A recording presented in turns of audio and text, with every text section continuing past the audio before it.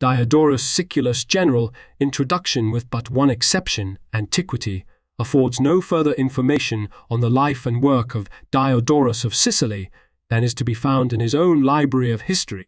The exception is St. Jerome, who, in his chronology under the year of Abraham 1968, writes Diodorus of Sicily, a writer of Greek history, became illustrious.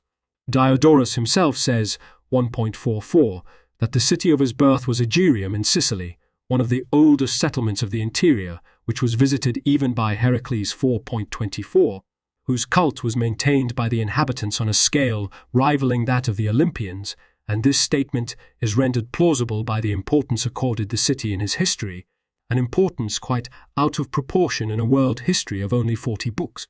It is a striking coincidence that one of the only two Greek inscriptions from Agerium, Ig. 588, marked the final resting place of a Diodorus, the son of Apollonius. The earliest date at which Diodorus is known to have been gathering material for his history is the 180th Olympiad, 6059-57, 6 BCE, in the course of which he visited Egypt. 1.44. Diodorus records that, while there, he saw with his own eyes a mob of Egyptians demand, and apparently secure, the death of a man connected with a Roman embassy because he had accidentally killed a cat, and this despite the fear which the Egyptians felt for the Romans, and despite the fact that Ptolemy their king had not as yet been given the appellation of friend by the Romans. 1.83.8. Ptolemy XVIII, the Piper, had ascended the throne of the last nominally independent Hellenistic kingdom in 80 BCE, and after waiting 20 years, a period in which the Roman Senate would neither avow nor repudiate him, finally secured recognition by the Senate through the efforts of Caesar and Pompey in 59 BC. This embassy is not mentioned in the Roman sources, but the huge sum required of Ptolemy by Caesar and Pompey in exchange for this recognition must certainly have required some such a diplomatic mission, and it may be assumed that it was dispatched from Rome fairly early after January 1st, when Caesar entered upon his consulship, or at least soon after February 1st, when he first had the fasces. The date of this recognition of Ptolemy by Rome clearly shows that Diodorus was in Egypt in the year 59 BCE, the length of his visit remaining still uncertain. Diodorus had already commenced his work as early as 56 BCE. This is evident from the passage, 1.44, in which he lists the number of years during which Egypt was under the control of foreigners. The last aliens to rule over Egypt, he says, are the Macedonians and their dynasty, who have held the land for 276 years. Now, since the conquest of Egypt by Alexander is put by Diodorus, 17.49, in the year 331 BCE, he must have been at work upon the composition of his library of history at least as early as 56 BEE. The latest contemporary event mentioned by Diodorus is a reference to the city of Tauromenium in Sicily, when he records 16.71 that Caesar removed the citizens from their native state and the city received a Roman colony. This may have taken place in 36 BCE or soon thereafter, since Appian Civil Wars 5.109f tells how the city in 36 closed its gates to Octavian, who was caught on the same day by Sextus Pompey, and in the ensuing naval battle lost practically all his ships, barely escaping with his life. This disaster he could have avoided had the city received him and his forces, and the anger which he must have felt toward the city supplies the motive for the drastic punishment meted out to it. The founding of this colony has been placed also in 21 BCE, the year in which, according to Cassius Dio 54.7, Augustus reorganized Sicily, but it seems most improbable that such an act of angry revenge should have been delayed for 15 years on the occasion of a mere administrative reorganization, which surely could have called for nothing like this. That Tauromenium was made a Roman colony in 36 BCE, or a little later, and that, therefore, the latest date at which Diodorus is known to have been composing or revising his history is that year or a little later, would appear to be supported by two further considerations. Diodorus informs us 1.41 that he had spent 30 years in the composition of his history, and it may justly be assumed that this period includes the travels which he made and the dangers which he met in visiting the most important sites about which he intended to write. The beginning of this period must surely be set some years before 59 BCE, when he was in Egypt, since it is only reasonable to suppose that he had been turning over his great undertaking in his mind and been reading and excerpting some authorities upon Egypt before he set out upon his travels. Furthermore, in view of the great admiration of the Roman Empire expressed by Diodorus, it is difficult to believe that he would have said that the Macedonians were the last aliens to rule over Egypt had he been working on his history after the incorporation of Egypt in the Roman Empire in 30 BCE, and this accords with the statement of Suidas that the flourish of Diodorus fell in the period of Augustus Caesar and before. The task which Diodorus set himself was to write one of the general histories, I koinai historiae, or the general events, ai koinai praxis, 1.46, 5.14. In other words, to compose a universal or world history from the creation to his day. The adjective general or common is used so much by him that it may be possible to find in its connotation the clue to his motive in taking upon himself so great a task. In the decade between 70 and 60 BCE, he had seen the entire Mediterranean shore brought under the control of Rome by Pompey. Egypt was still independent only in name, for its kings held their throne at the will of the Roman Senate. The sea swept clean of pirates. Roman supremacy extended to the bounds of the inhabited world. 1.43. If Diodorus had not witnessed the celebration of this incorporation of the Eastern world in the Roman state, he had certainly heard from others of the great triumph of Pompey in 61 BC, in the course of which banners announced that he had subdued 14 nations, brought back 20,000 talents to the treasury, and almost doubled the annual revenue of the state. Under the dominion of Rome, the Stoic idea of a cosmopolis was on the way to becoming an actuality. All mankind was coming to form a common civilization, a common society, and Diodorus could speak of a common life in the sense that the whole Mediterranean world was now interested in the same things, and what benefited one nation was of common value to all.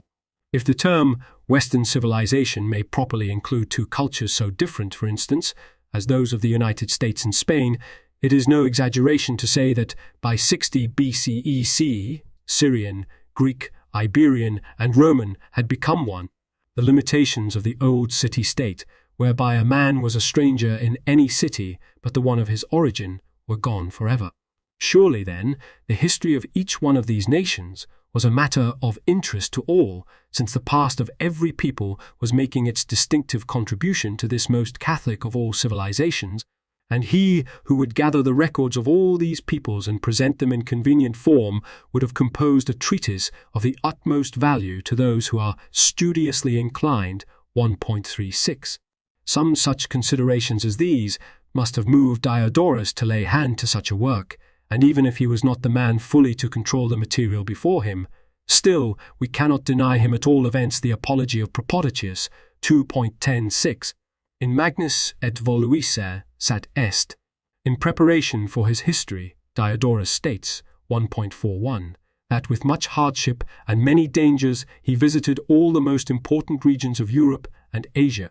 There is no evidence in his work that he travelled in any other land than Egypt, where he may have ascended the Nile as far as Memphis, in connection with which city he mentions a shrine of Isis, which is pointed out to this day in the Templi area of Hephaestus, 1.22.2.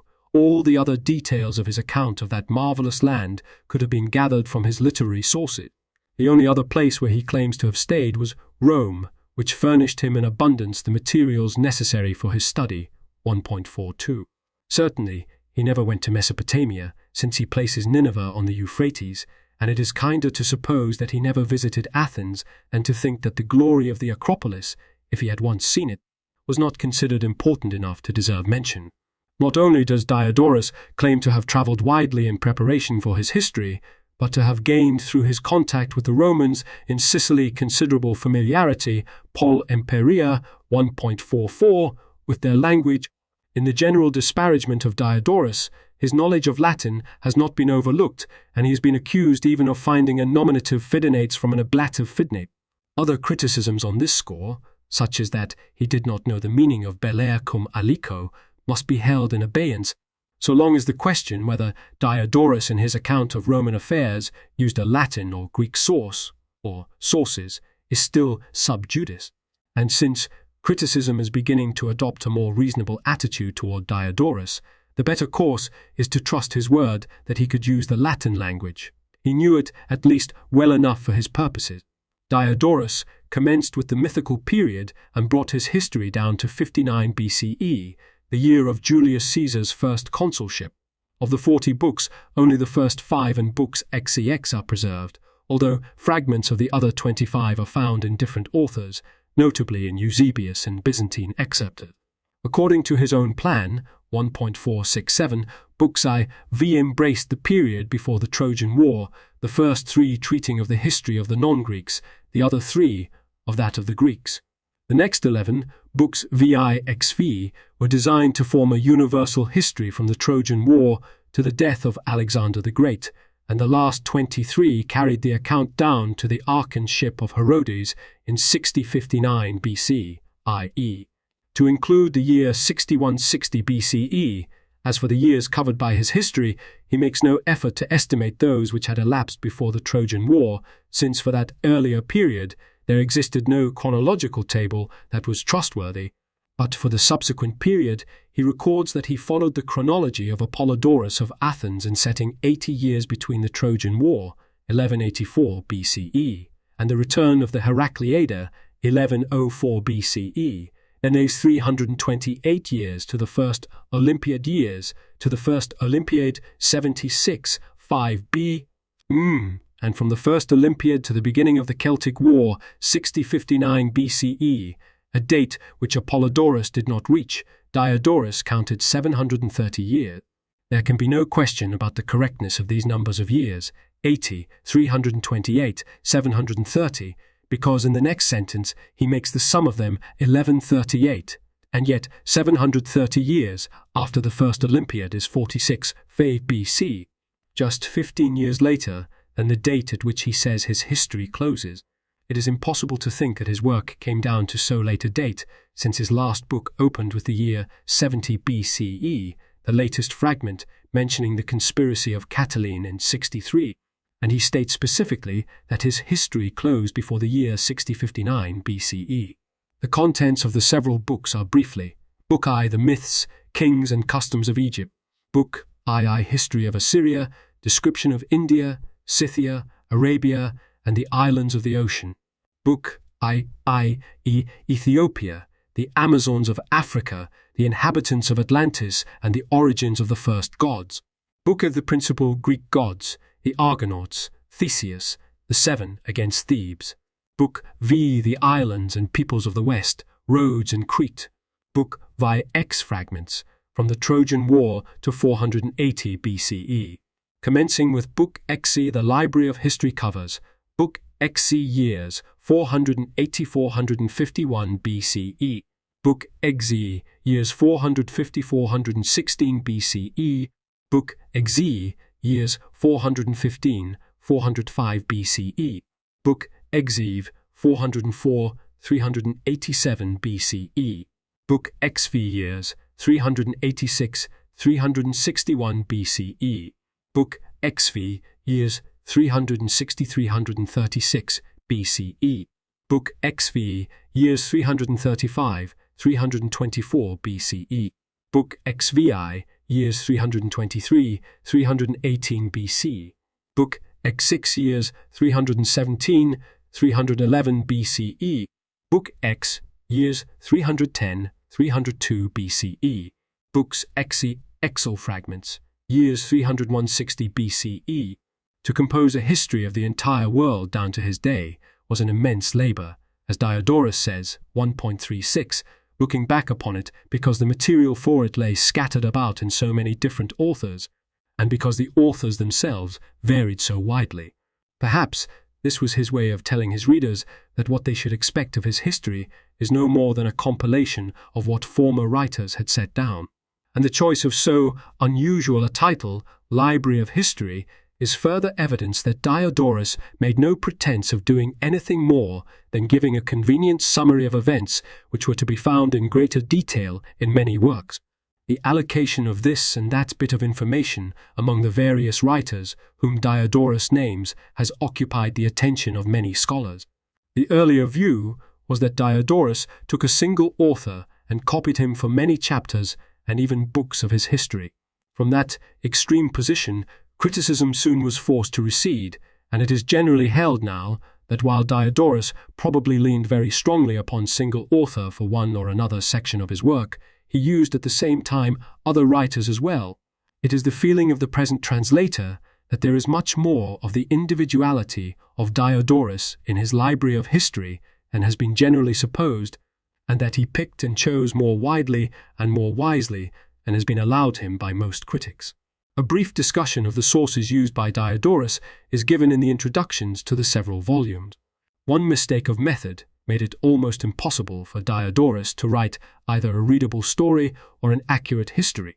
So soon as he entered the period which allowed precise dating, he became an annalist, or, in other words, he endeavored to present under 1 year the events which took place in Greece, Sicily, Africa, and Italy, to write a synchronistic universal history. For a closely related series of incidents, which covered several years, this meant that he either had to break the story as many times as there were years, or crowd the events of several years into one. Moreover, he tried to synchronize the Roman consular year, which in his day commenced January 1st, and he uses this date even for the earlier period, with the Athenian Archon year,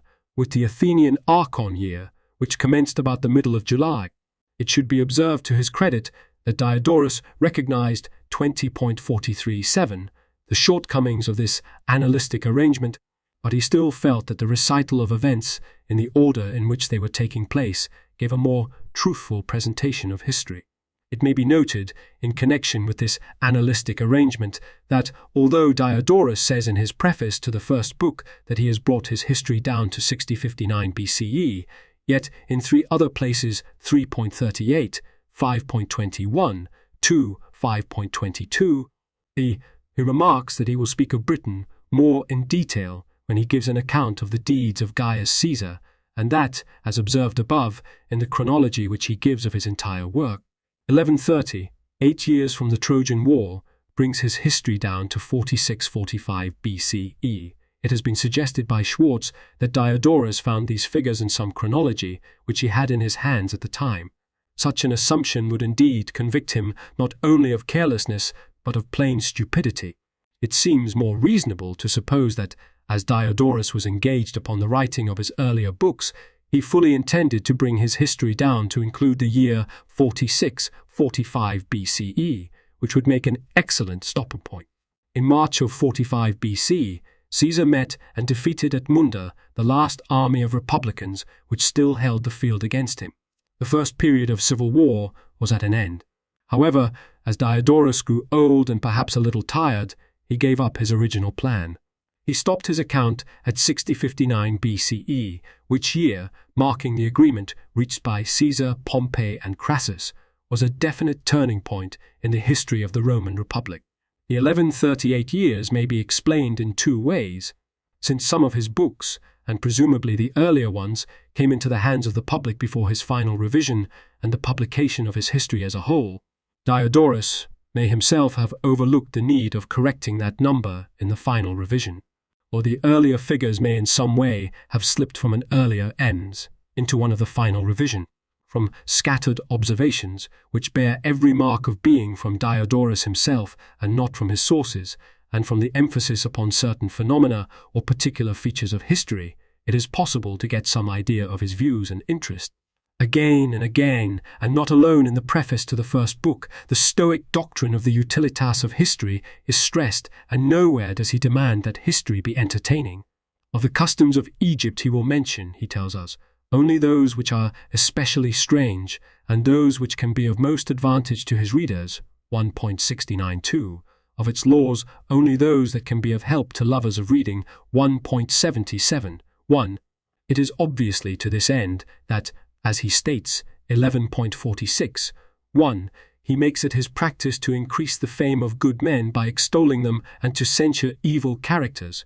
The latter he does, for instance, at the death of Pausanias, Locke, and the defeat of Leuctra, offers an occasion to observe what heavy punishments await the proud and unjust, while Gelon 11.38, 6, and Epaminondas 15.80, receive the praise which is due to noble men. More often than any extant ancient historian, Diodorus stresses the view that history should instruct in the good life. With great detail, 16.61f, he describes the fate which met the various leaders of the Phocians who had dared to lay impious hands upon the treasure of Delphi, how the allied cities lost their freedom, and even how one woman who had tricked herself out with the chain of Helen ended her days as a prostitute, while another, who had put on the chain of Erophile, was burned to death in her home by her own son. Philip, on the other hand, because he came to the defense of the oracle, increased in power from that day forth, and finally made his country the mightiest state in Europe. The great earthquakes and inundations in the Peloponnesus of 373 BCE were certainly due to the anger of the gods, more particularly to that of Poseidon. Admitting that the natural philosophers gave another reason, yet he thinks that they were wrong, and goes on to show what it was that angered Poseidon, 15.48.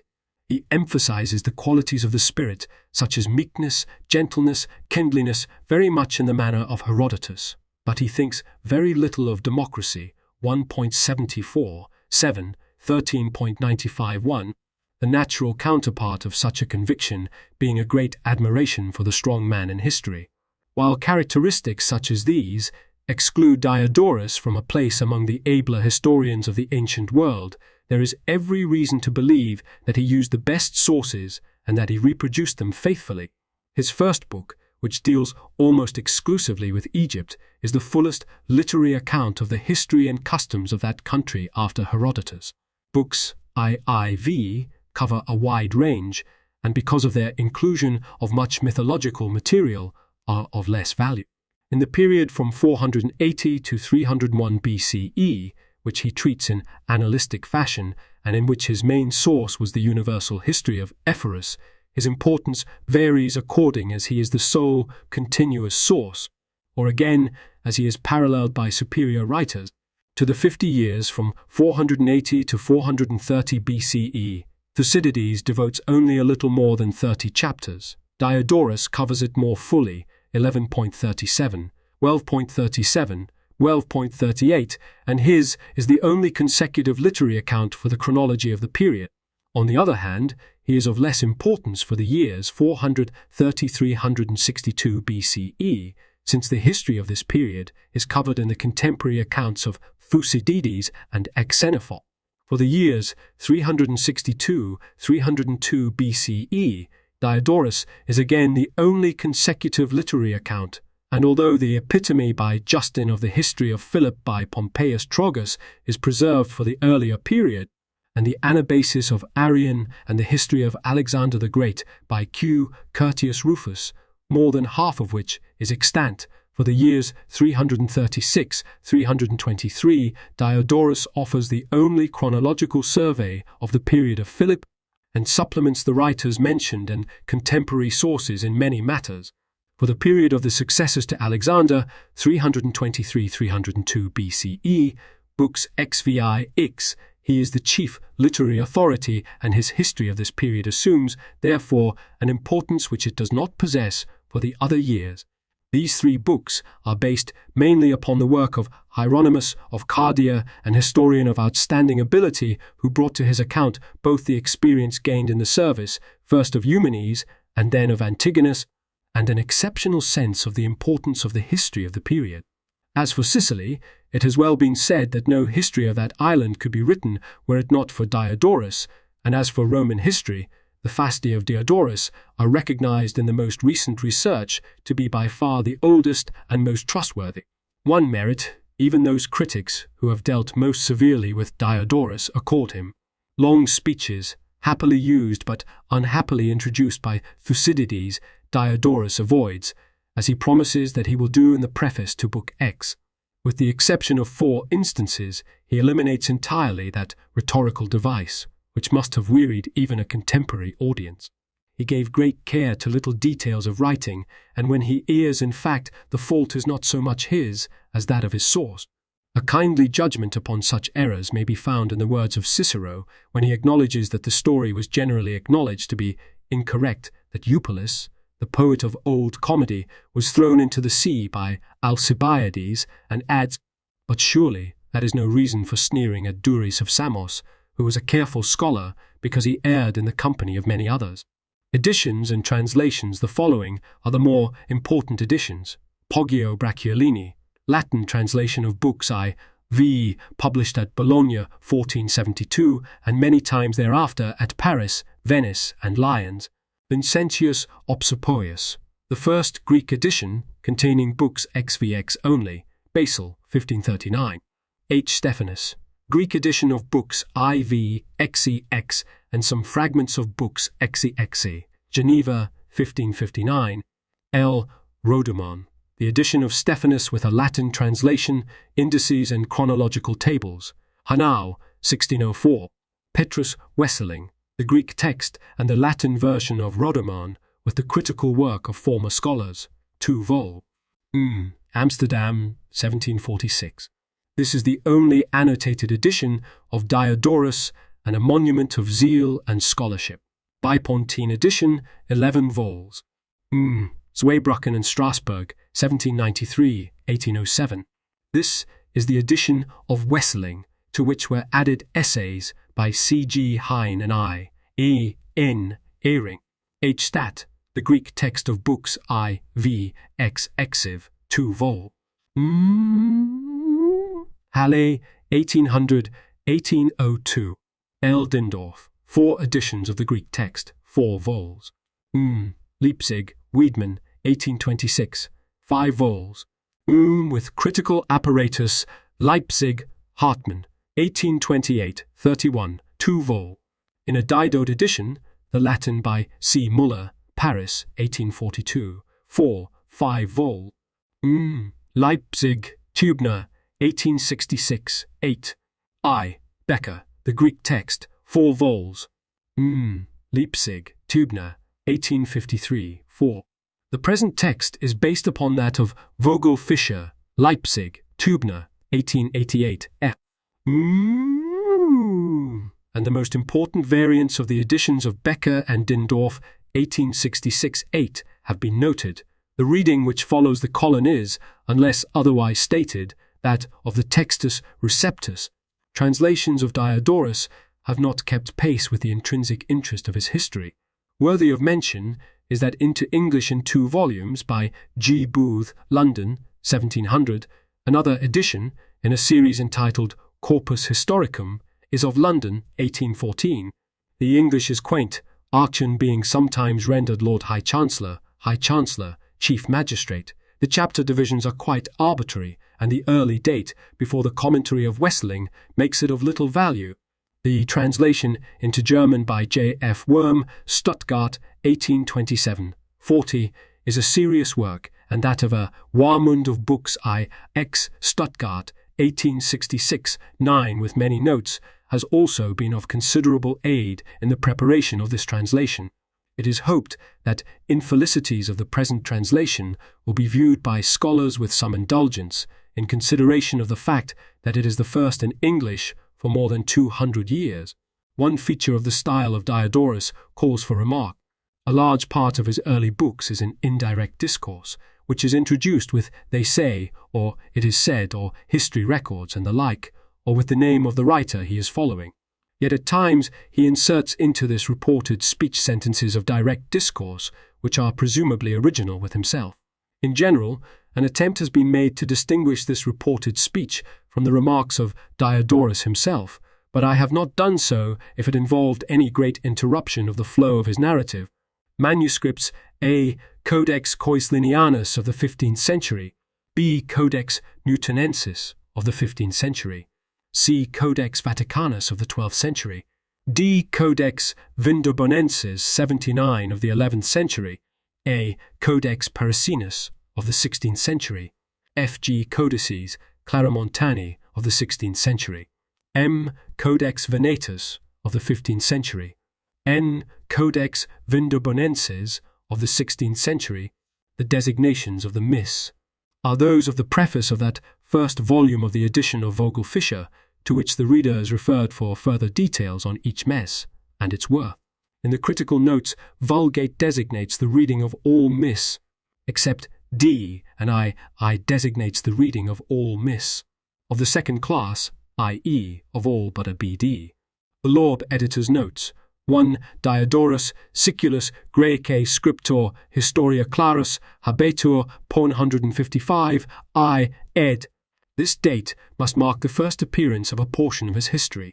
2. At that, he is more reserved in this respect than Ephorus, who, according to Strabo 13.36, was so insistent on mentioning the city of his origin, Syme, that he once added, at the same time, the same Mayans were at peace. 3. Suetonius, Julius, 54.3, Societates regna pretio dedit, Caesar, ut qui uni Ptolemeo prope sex milia talentorum suo Pompeic nomini abstulerit. Ptolemy was driven from his throne by the people in 57 and restored by Gabinius in 55. Kept the comments of Butler carry ad loc. Or the significance of this evidence has, so far as I know, been overlooked by previous writers, even by O. Kuntz, De Augusto Plini Geographicorum, Octora Bonn, 1888, 32 Fop, who has listed most fully the references in Diodorus to contemporary events. 5. This is the date first suggested by O. Kuntz, Opsit, 35, accepted as probable by Belloc, Die Bevölkerung der Griechisch Römischen Welt, 337, and by Schwartz, RE2, 5.663, and fully approved by Kornemann, RR2, 4.526. Cassius Dio, 49.125, states that after the defeat of Sextus Pompey and the humbling of Lepidus in 36 BCE, Octavian did actually punish certain unspecified cities of Sicily, and among these must have been Tauromenium. 6.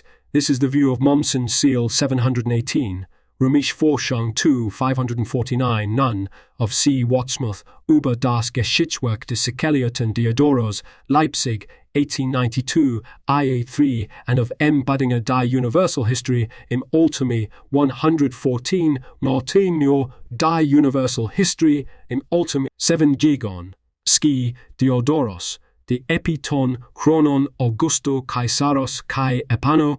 8. Although parts of his history must have appeared by 49 BC, it is reasonable to suppose that Diodorus published it as a whole, with consequent revision at one time between 36 and 30 BCE, at the latest, Key P. Below, P. XV. Nate. 9. Dionysius of Halicarnassus, 1.6, uses the same words in speaking of the writings of Timaeus. 10 CP. 1.3, 2, when he contrasts isolated wars waged by a single nation or a single state with the general events, I. Koinai Praxi. The same sharp distinction appears also in 1.46, and he uses the same words to describe the universal history of Ephorus, 4.13. 11. So Kreisschmidt Griechische Literaturs Geschichte 6 1920 403 9, but without basis, as had been shown by G. Sigwart, Romisch, Fasten and Annalen Bae Diodor, Griswold, 1906, Pive F. 12 Kep. Buddinger, Op. Sit. Pon 122 none. 13 Luz, Die Romisch, Jahrhazalung, Tübingen, 1909, gives the most recent detailed defense of Diodorus. C. 78, 907, for the exaggerated detractions by Rius, Watsmuth, and Schwartz. 14 Kep. E. Luz, Op. Sit. 72. 15 in 40.8, Diodorus says that he had no chronological table for this period, and on the basis of that passage from an excerpt to Schwartz, Rorts, R.E.2, 5.665, argues that he could not have used the chronology of Castor, but Biloko, Romisch Gestich, Pone 122, properly calls the attention of Schwartz to this passage and its Pistomenon. 16. His chronology spanned the years 1184-3 to at least 120-19 BCE. 17. For a possible explanation of this discrepancy, keep below p. XXXII. 18. The preface was certainly, Seep 1.46, revised after the whole work had been completed. Diodorus laments, 40.8, that parts of his work had reached the public before his final revision and publication as a whole, probably in 49 BCE, see above, PVI none. Just how seriously his words are to be taken remains a question. Might they not be a reserved suggestion to the reading public that, in order to get his final account, they should purchase the latest revision? 19. Pliny nat. Heist. Preface. 25. Praised this straightforward title, apud Graecos desiit nugari Diodorus et Bibliothecis Historiam suam inscripsit. 20. A convenient summary and rebuttal of some of the earlier literature is given by L.O. Brocker, Modern Quellenforscher und Antike Geschichtsschreiber, Innsbruck, 1882, pp. 3, free, f. 21. I fully subscribe to the following words of Jacobi, F.G.E. Heist. 2. B.D. 356. Direkte Benutzung Theopompos bei Diodor ist so wenig wahrscheinlich, wie ein Diodoranalis, die Satz für Satz Theopompos, Eigen Zusatio, des Ephoros und solche as Xenophon scheidet, reichlich unsicher ist, Xenophon scheidet, reichlich unsicher ist, and to the conclusion of Home, Geschichte Sicilians, 2, 369, das Diodor nicht bloß mit der Schier gearbeitet hat, sondern auch mit der Feder und mit dem Kopf. 22 RE2, 5.665. 23 ad at. 6.1, 18. Num id circo durus Samius, homo in historia diligens quodcum multis eravit in redatur. Images with borders lead to more information. The thicker the border, the more information. Details here, up to Diodorus Siculus classical texts, Lacus Scotius home. A page or image on this site is in the public domain only if its Earl has a total of 1, ace Earl has a total of 1. If the Earl has 2 asterisks, the item is copyright someone else and used by permission or fair use. If the Earl has none, the item is C. Key Bill Thayer. See my copyright page for details and contact information. Page updated, 5 Aug 16.